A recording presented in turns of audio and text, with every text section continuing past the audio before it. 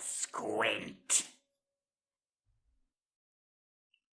Scragrot screwed up his eyes and rubbed the heels of his scrawny palms into the sockets, trying his best to massage away some of the throbbing pain that pulsed through his head. Thump, thump, thump it went, as insistent as if there was something trapped inside his fungus-addled brain pan. Something big was coming, something that was just dying to shatter his skull and break out in an explosion of grubbly bits, like spore dust of a head-cracker fungus. It put him in an excessively bad mood. The bawling, raucous din of the marching horde wasn't helping his headache. Fingering the pebble-like glimmerings in the hidden pocket of his robes, purchased at great cost in quicksilver and worn smooth by his constant rubbing, he stopped and took in the vast army crossing the vista of the garish hinterlands. Tens of thousands of oryx of every conceivable breed, shape and shade of green spread from east to west, each dead set on unleashing their own brand of violence on the humy city at the march's end.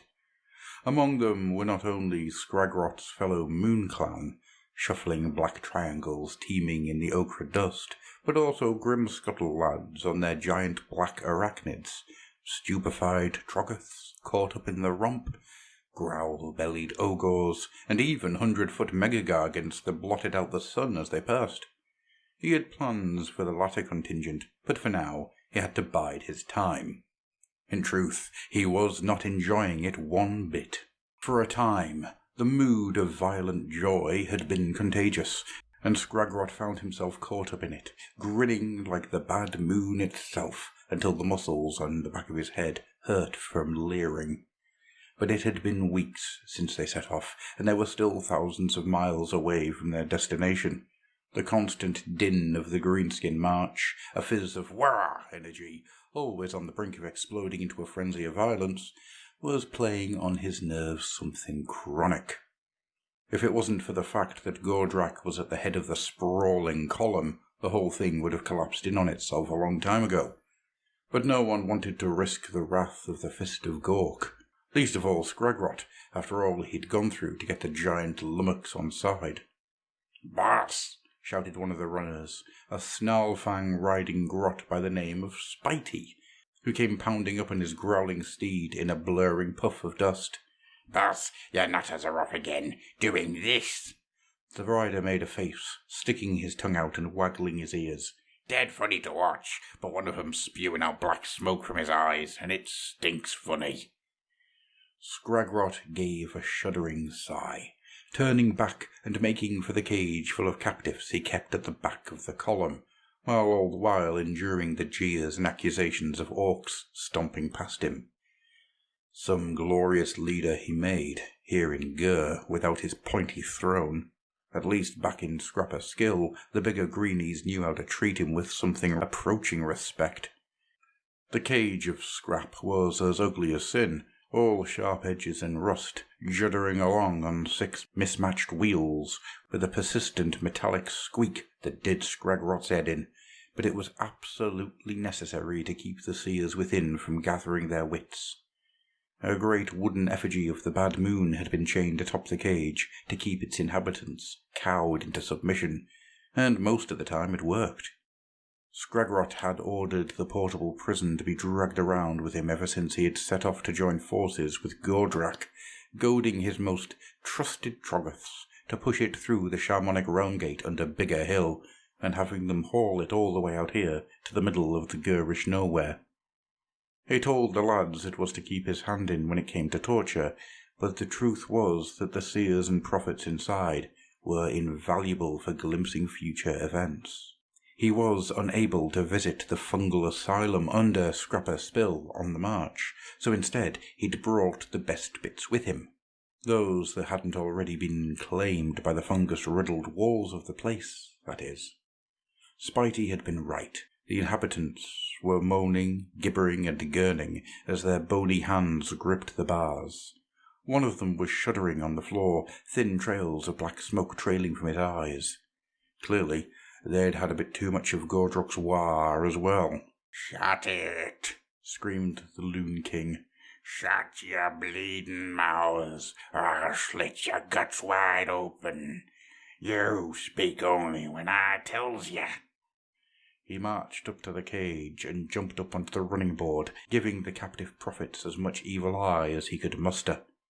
They all shrank back, the dark tidesman from Shaish always gibbering about the secrets of Lunagast, the Azurite in his tattered robes, constellations of silver thread glinting amongst the dirt, even the gaunt elf, blind and hideous since Scragrot had poked out his eyes. All bar one. A towering, tattered-robed git stood fast. The swirling pink and blue tattoos on his face seemed to writhe and glow from within, as he clutched the least wonky of the cage's bars and met Scragrot's gaze without faltering. The Seer of the Crystal Isle, he called himself. He snarled and opened his mouth to speak.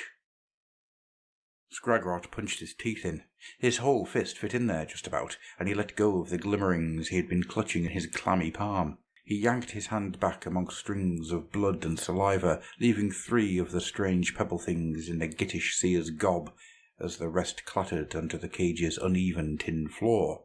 "Choke on that," said Scragrot, watching with a great deal of satisfaction as the fancy seer started to shudder, rattling the cage's bars and frothing at the lips. "Get that down your neck, you mouthy git, and puke your secrets back out nice and fast."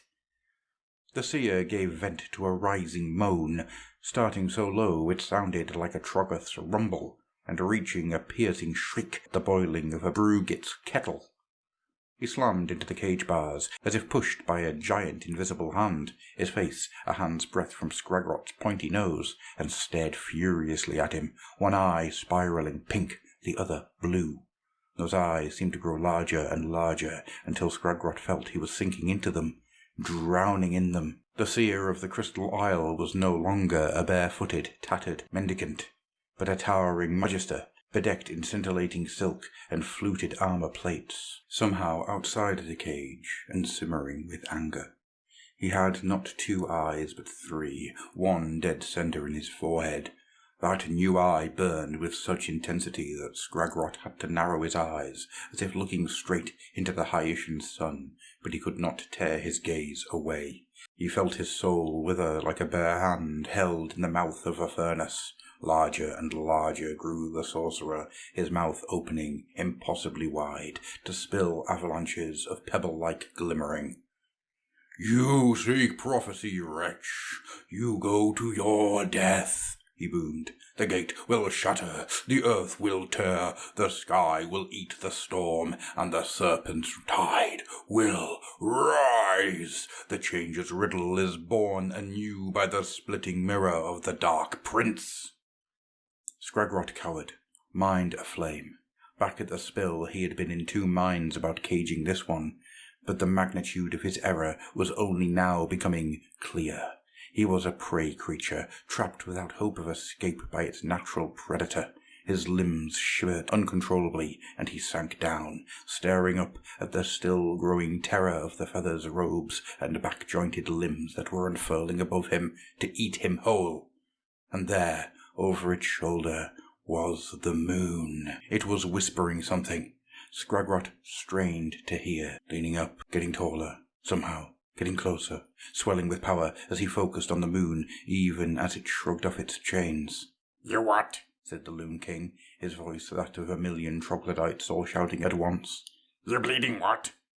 He was a giant now, far taller than the gargants that had receded into the grey murk of the column, nothing more than a backdrop against that which really mattered, the Chaos Worshipper who had dared to attack him. Scragrot gathered the moon's chains in a gnarled fist the size of a boulder and heaved. With great effort he swung it around and around, his heels tracing erratic spirals in the dust as he gathered momentum.